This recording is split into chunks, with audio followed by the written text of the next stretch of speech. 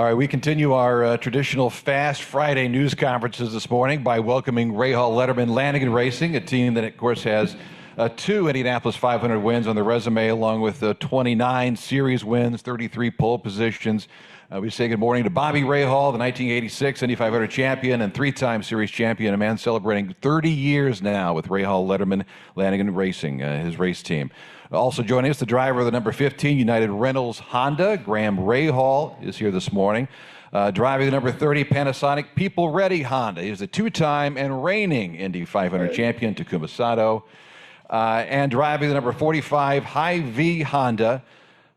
Great to see Santino Ferrucci back in the NTT IndyCar Series, if not for one race, at least this year. And also, we should add, cleared to drive. Which is the great news in the last 24 hours.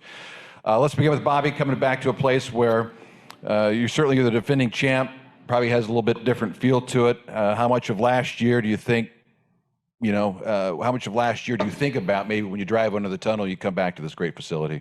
Oh, well, it's always, frankly humbling when you drive through the tunnel, the immensity of this place and the history associated with it. You just feel very fortunate to be here, to participate here, and of course this year, I mean, it's always great to be here, but it's always much better when there's people here, and right. So I'm really excited to see, the people coming in, the buzz. I kind of feel the buzz. Last year, I think the pandemic, it was kind of a, crushing thing in a lot of ways but yet we had a race and it was a great race. It was too bad we couldn't share with people live, but at least with spectators. But it's great coming back, great to see people. We're excited about our chances and, looking forward to tomorrow, looking forward to this afternoon, Fast Friday, and then of course getting ready for the race. Graham, we'll go to you. You're fresh off battling back to finish top 5 at the GMR Grand Prix last weekend. And all season, you've been one of the biggest movers in the field. I think I counted up, it's like plus 25 from where you started to where you finished each and every race so far this season, which is the best of anyone in the series. Do you feel some momentum, if that's the right word, heading into this year's Indy 500? Well, yeah, I mean, I feel good about the performance all year. I think the boys have done an excellent job. Engineering Corps has done a great job to put us, pretty consistently competitive. And even the places where we may have struggled, Barber a little bit, or even last week, we were able to overcome that and, still salvage really good finishes at those places. So, I do feel a sense of momentum. I also feel that, everybody's performing at a pretty high level right now. As I said, last week's a perfect example. When things, really went sideways on us, we were still able to come up with a plan and, get the mileage necessary to fish in the top 5. So, maybe in years past that would have been kind of a crushing blow to us. We wouldn't have been able to overcome it. But I think this year, everybody's eyes are on the prize, and it seems like we're doing a great job with that. But yeah, I feel like our boys have done an excellent job in the off season, and I'm seeing it carry through here so far.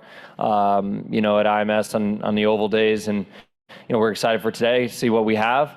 We think we have a really, really strong race car, so if we can qualify towards the front, then I don't need to worry about that plus minus thing too much. The plus is what is it for years is the Tag Heuer, most positions gained or whatever. Yep. I think I won that thing about 5 years in a row, but I'm not super proud of that. So hopefully we can qualify up front, not have to worry about it. Takuma Sato's reign as the defending Indy 500 champion is probably the shortest in the history of the Indianapolis 500, just 8 months since that August race. But for you to return to see fans, I know it's very special for you. Indeed. I mean, really, the most significant part is we have a fan back, the IMS. That's the biggest thing, and the biggest thing we missed last year. Yes, okay, it was the shortest period of time to being here defending the champion, but that's okay.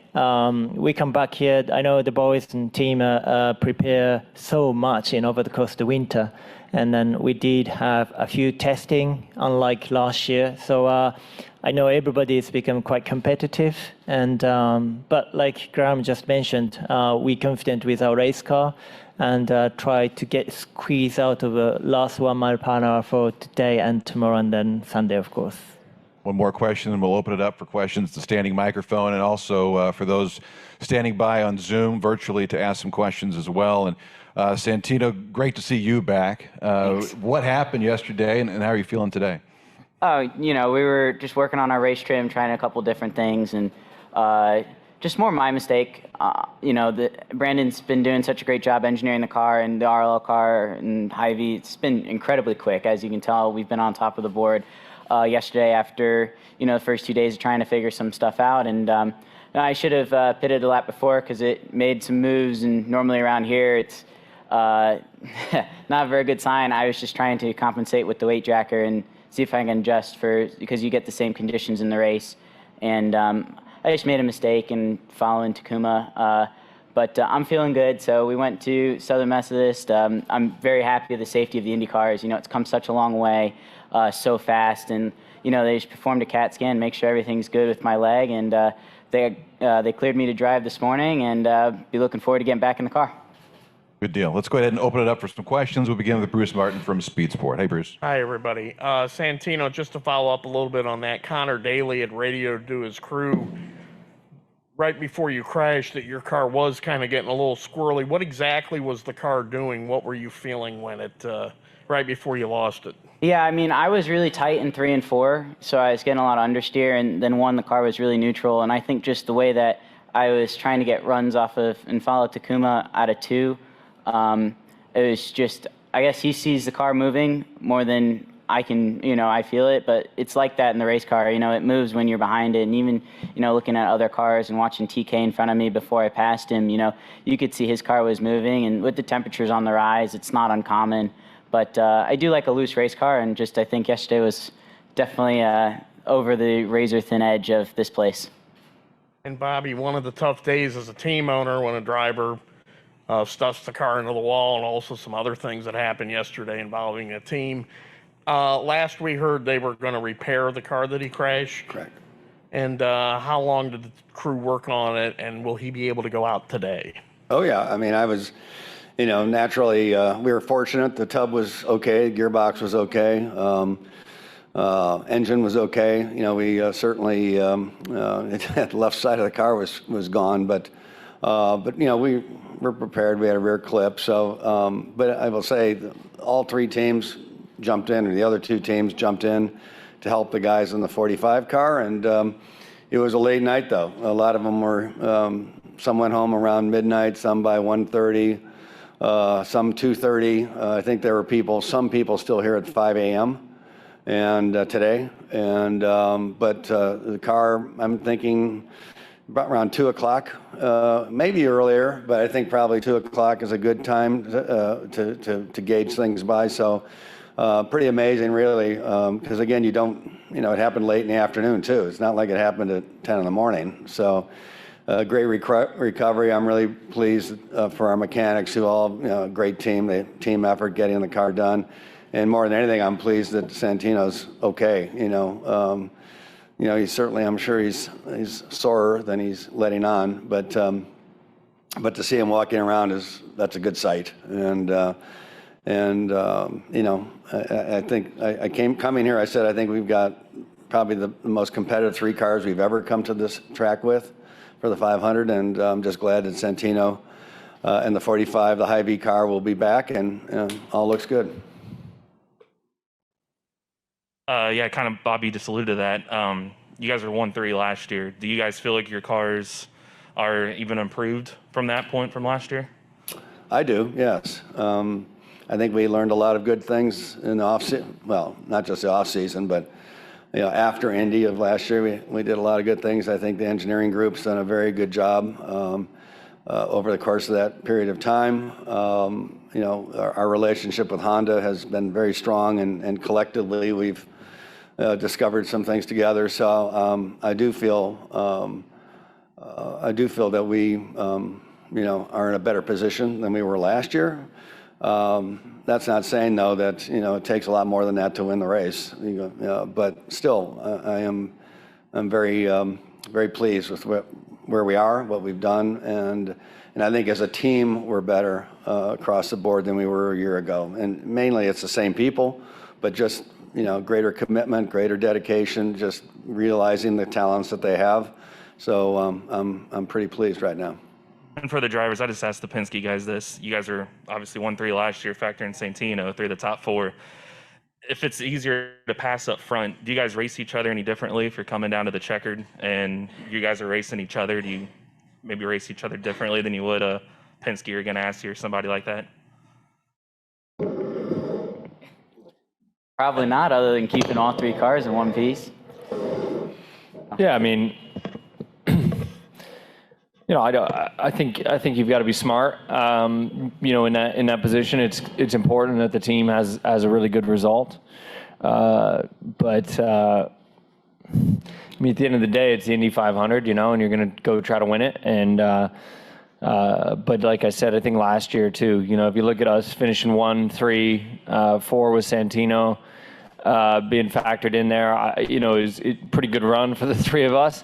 And it'd be great to have that again, but I thought we did a good job last year, together at the front of the grid, kind of after that last restart, managing the race together and not racing too aggressively. I think, clearly if it's another car, strategy plays a different role as far as just where you want to be, how aggressively you're going to race them, the chances that you're willing to take.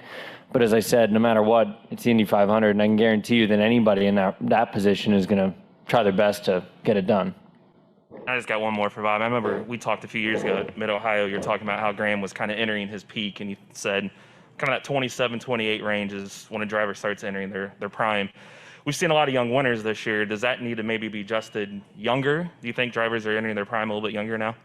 Well, no, I mean, there have been young winners before. So, I don't think this is anything new. And we're early in the year. So, but all credit to these guys. I mean, we saw how good Pato was last year, and, we saw, some of the other fellows that, were very competitive last year, maybe couldn't put the whole thing together, but now can, a year later, more maturity, more experience.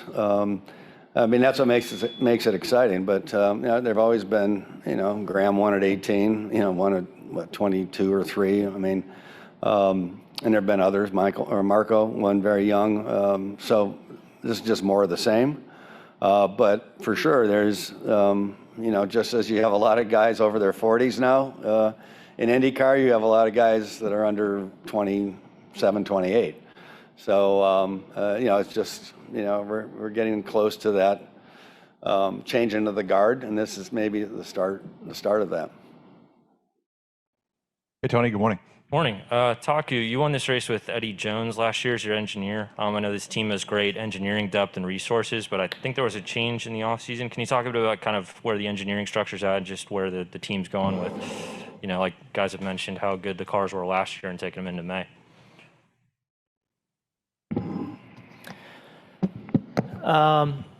Eddie was going to attend this event anyway, to oversee and supervising on 3 of us, and it's just a little. My primary engineer Matt had a little personal issue, so that he couldn't come over. But he's online and he's supporting from the England, and we're lucky to have just Eddie to be in standby, and it was kind of coincident just coming together. So. Back in old Saudi boys and old Saudi cars, which you just naturally feel melt into immediately. So we're just working on a good progress and get Eddie up to speed, because obviously he hasn't raced this year. So, but all engineers are all the same. So we have a great support people. We feel pretty positive. Go ahead, Nate. Nate Ryan, NBC Sports. For, I guess, Graham and Takuma, because it affects you, the 30-minute penalty today, how do you feel like that's going to impact Fast Friday for you guys? I think there's nothing, hurt us, to be honest. Maybe we have a little longer lunchtime, but other than that, we as a driver, we just concentrate today's program, which is a Fast Friday, so probably 7-ish shot, depending on how many new tires you want to use it. But dividing a good program, that's what's important. Yeah, I don't really think it affects us very much. We probably wouldn't really run until then anyway. So, I think we'll be okay. And for Bobby, I know you told Jenna yesterday you were disappointed in IndyCar's punishment. Could you elaborate any further communication with them, any discussion with them? Was it mainly just a miscommunication thing, or? No, I mean, we were given a penalty and we're going to pay it and get on with, frankly, I think it was unfortunate, but, what all transpired and certainly wasn't the intention, but we're paying the penalty, or will pay the penalty. And, now for us, really the focus is today and getting Santino back going and, recovering from that dramatic event, frankly, that no one ever wants, especially the day before Fast Friday. I was thinking to myself yesterday, the last time this happened, I think it was when Ryan Hunter-Reay drove for us in, what would that have been, 2007 or 8, I think, and we crashed, and he crashed, that day. I think it was actually the Fast Friday, and nobody wants that so close to qualifying, but Santino's good, which we're very happy about. As I said, the car will be back, and I'm sure it'll be very strong, and so that's our focus. And one more big picture question for you. There's been a lot of general conversation this year about the direction and IndyCar trending upward and everything sort of moving in a positive momentum. This is the 25-year anniversary of the CART IRL split, and obviously you have a unique perspective on that. Can you kind of contrast like how different things are now versus where they were in 1996? Well, I mean, I was actually talking to somebody was asking me about this the other day. I think IndyCar racing today is as good as it's ever been. I've said this many times. Thank God we have the stewardship of Roger and his companies, not just with the Speedway, but with the Series and the 500. Thank God for that, because given that, plus given, I think, the progress that the Series has made, Jay Fry's guys, in the last 5-7 years, I think all we've seen is this incremental gain, this positiveness, the ratings, everything, the racing. I mean, I don't think there's better racing in the world than there is in IndyCar racing right now, and has been that way for a while. So you can look back, and whenever you reminisce or you look back, it's always a little bit through rose-colored glasses, as they say. 96 was a great year, but there were, life has changed in racing, period, let alone for IndyCar racing. You had 2 tire companies at the time. You had 3 different engine manufacturers. You had the tobacco companies in there at the time. There was a lot of money in IndyCar racing in that period of time. It's taken that long to get back to that point, or close to that point, given all of those elements no longer being existent. So it gives, and I personally think that a reflection of that and our confidence and belief in the future is this new building that we just unveiled, that we broke ground on recently, which is a major commitment on the part of my partners and I. And I don't think we'd be doing that if we thought that there wasn't a long runway here for IndyCar racing in particular, but also sports car racing. So I don't, you look back, as I say, and you always think, grass always looks a little bit greener. I'm not sure it really was. Hey, Bobby, I want just on the photo, was the issue that IndyCar didn't know that you guys were doing it?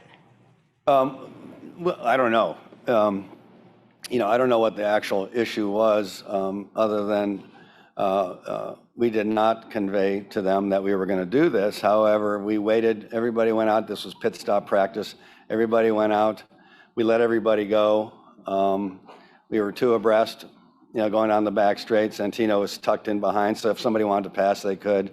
By the time we got to 3 or 4, nobody was coming by, the spotters. So that's when we spread out, and it was just unfortunate that, when we were close to start finish when the incident happened coming out of 4, but I don't think anybody's happy about what happened, least of all us, because that was certainly not the intention. Thankfully, nobody really suffered damage in a major way.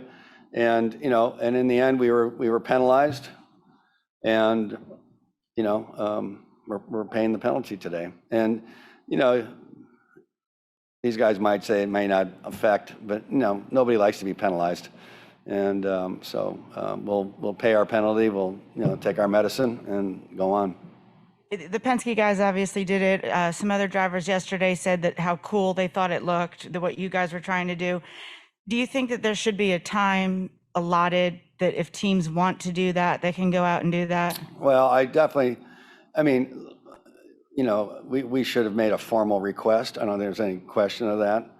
After the fact, we were trying to do it, so we didn't have to. It's not that we didn't want to make the request. We were trying to make it fit, and thought we'd been able to do it because, as I said, we were almost at start-finish line when the issue happened. But I do think that whether they have an actual period of time to do that, or if we had requested, they might have said, "Yeah, go ahead. You guys go out for a lap. We'll tell everybody you're going to do a photo shoot, and that's that." So in the end, that's why I say, we were penalized. We didn't complain. We didn't protest that penalty. We agreed with it. We agreed with Jay and his guys, and upward and onward. Is that a valuable marketing tool? Well, for sure. I think for us, to some degree, we never really got the chance to really, exploit the win last year. So to have the three cars together, we have a new sponsor, a major sponsor in Hy-Vee. They were here with us last year, but they're going to be doing a lot more. And having the great cars, they all look good. So if we can do it, great. I mean, obviously, we weren't going to do it in the middle of practice with people bombing around, but in the end, thankfully, no major issues, damage. But as I say, we should have asked Jay and his guys. And like you say, maybe they would have said, okay, go early, or okay, we'll do that at the end of the session. I don't know, but that's certainly the lesson that comes out of this. And then Graham, Michael and Marco are back on the radio together this week. Colton and his dad are working on the radio. I had talked to Bobby at St. Pete. Traditionally, you two did not work out well on the radio. Michael and Marco did not work out well on the radio. Why is it that fathers and sons can't do that? Well, I'll say this. I think it's, like a Colton Bryan scenario is a lot easier because of the position that they're in, which is that they're very competitive. If you look at the time when Dad and I were on the radio, I mean, we were, as a team, we were just not competitive, and that adds to the stress level and it makes things harder. In fact, last year, I actually requested that he get back on the radio. He enjoyed drinking his wine in the suite more than being on the radio, so he didn't want to. But, I just say, I think we could be very successful together now. Dad has a brilliant mind when it comes to, strategy and things like that. But obviously, Neil came on board. Neil's done an excellent job in that role. But I think it's just very dependent. If you look at Michael and Marco, same thing. The competitiveness wasn't there, and that just adds, because that adds stress to whoever it is. Whoever is the strategist in that point.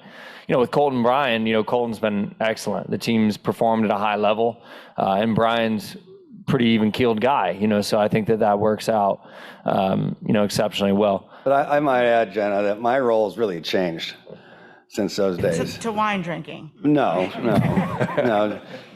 Graham makes it sound like I'm up there getting gassed, but no, I'm there to take care to assist our marketing salespeople, because that's my real key role, is to help bring funding into the team, and that's representing the team to our sponsors. And so it's kind of evolved since those days, and on top of that, the depth of our team has increased dramatically since those days. So we have good people that can do that. And I have no problem with that. As I said, it's Graham racing, not me. So, Graham, when it's the dad in your ear telling you what to do, are you able to separate it and say, shut up, Dad, or are you able to listen to the race strategist?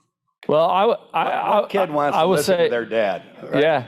No, I'll say first out, what he just said is spot on, which is, his value with the sponsors has been tremendous, and you can see that. Since that time, since 2014, 15, if you see the increase in sponsors on the sleeves of this shirt, let alone on all of our race cars, it's tremendous, and he has a huge role in that.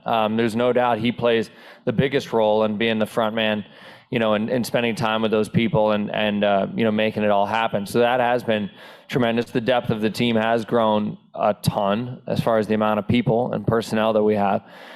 But, I do think as you mature, yes, I think you've got to be able to listen to what he has to say. I will say very rarely when we were together did I ever doubt what he said from a strategic standpoint. Sometimes those things aren't easy when you're being told to get a crazy fuel number or this, that. That's a hard thing to do.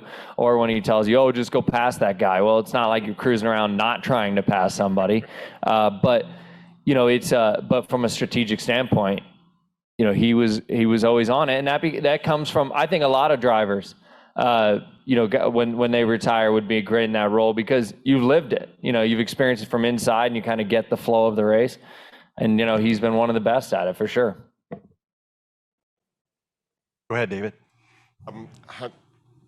David Malsher. The legend, right? On the mic. I wanted to ask if there has been a new emphasis on qualifying for you guys this year because of the difficulty in passing. Because obviously, Graham, as you mentioned earlier, I think you passed more cars in 5 straight years or whatever. How much does that change your philosophy as to how you spend the 4 days of practice and the build up to it?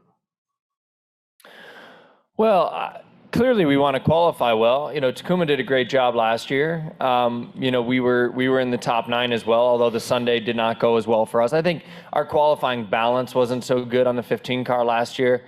We had some speed, but the balance wasn't there over 4 laps. And that's going to kind of be our focus today. It seems that there's some cars that are just fast, maybe a little faster than us. But I think that I don't know, row 2 to 9 is going to be very, very close together, very close. So you're going to have to focus on the consistency and what makes you good over 4 laps. Pace-wise, if you look at yesterday in the no-toes, a lot of guys very, very close. So we'll have to see. You don't want to get into desperate times, desperate measures, or anything like that because it'll bite you around here. But we definitely want to qualify well. But if you look at our race last year, it's tough to pass too. And if you look at our race last year, we fell back, I don't know, to 20th or something at one point. And then just kept working on the car, and then all of a sudden she came to life. In the last 100 laps, we did nothing but march forward and, ultimately got right up front and had a chance to win it. So I think the same will be said this year. We all run around in a pack because we want to as well. You're trying to learn, but in the race, you're not doing that. You're trying to go. And so I think it'll be a little different when race time comes. And obviously a lot of it depends on quite literally the luck of the draw tonight. Taku, have you got yourself a car that can handle, well in old temperatures and on old states of track? Or? Well, you just want to hope so.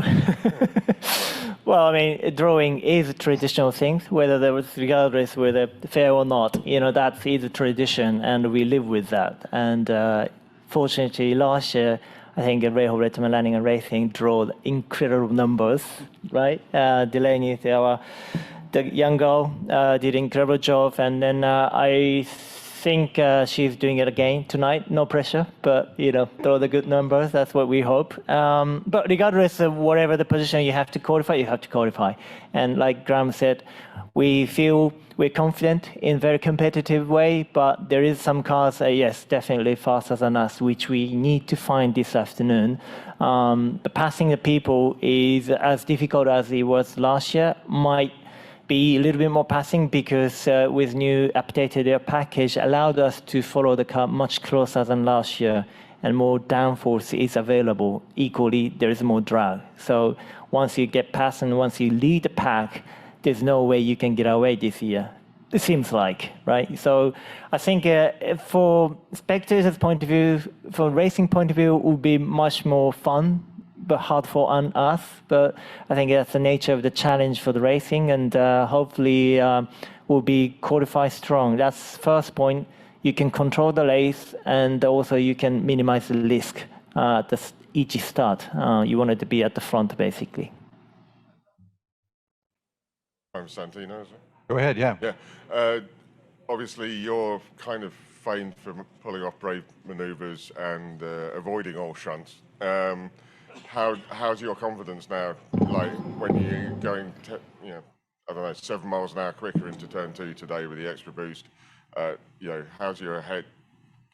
I mean, it's one of those things where I think a lot of drivers that crash around here on their own don't know why it happened, and they don't want to admit to why it happened. I mean, I'm pretty confident. I know what I did wrong, and I know how to fix it. So obviously, getting back in the car today, we're going to go out and race trim, with all the downforce on the car, and we're going to go run around, and we're just going to peel it back off again. And by the end of the day, I have absolutely zero doubts that we'll be back up at full speed with Graham and Takuma. The guys worked all night long. They're going to work all morning. They're going to work all night tonight, getting the car where it should be for Saturday. And I have zero doubts in this team. It's an incredibly professional organization, and the Hy-Vee crew, and it's really nice to have the help of the 15 and the 30 crew and to see everybody come together and really make it work. And that puts a lot of confidence back in me, knowing that everything's back together correct, the way it should be, the way it was. Bobby, obviously, a lot of teams focus on like one car, leaning on it, polishing it, just making it just perfect. Are there enough speedway parts, as it were, to get Santino back to where he was? Yeah, I mean, I think thankfully, Dallara has had the parts. We'll. Of course, you breathe on a car all year, getting the body fit 100%, and we're going to do everything we can to get it as close to the other cars as, Graham and Takuma's cars. And I have no doubt that our guys, between now and qualifying tomorrow are going to make sure that it's as good. I mean, that's just the nature of, I think, the people we have. So, I think as Santino said, this afternoon, so for him, it's all about get back in the saddle, and go chunk through the list that he's got. And same thing holds true for Graham and Takuma. And I'm expecting good things by the end of the day. All right, thanks, guys. Thanks, David. And I know you guys have a series of meetings here this morning, so our apologies to those that are standing by virtually on Zoom. But we'll go ahead and release you guys. Thanks for coming up. Rahal Letterman, Lanigan Racing, ready to go here on Fast Friday. Thanks, guys. Thank you.